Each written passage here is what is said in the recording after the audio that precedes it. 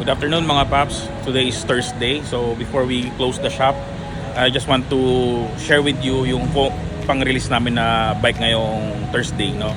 Pero tomorrow na kukunin ng owner. So it's a BMW 1250 exclusive. So yung ginawa dito mga paps, naglagay tayo dito ng lobo na crash guard bag.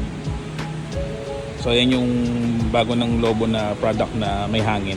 So it will add protection sa bike natin during ma-fall yung bike o matumba. So ayan. So lobo, yan ang ginawa natin sa motor na to.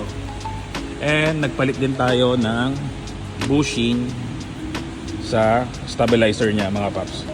The same time, some engine guard sa boxer engine niya. So ilan naman yung ginawa sa motor na to mga paps, no?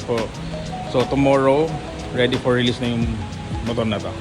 Alright, so for those who wants to avail our 10% discount sa selected riding gears namin sa Garage Monkey, punta lang kayo sa amin mga paps, and matatapos na to sa November 13.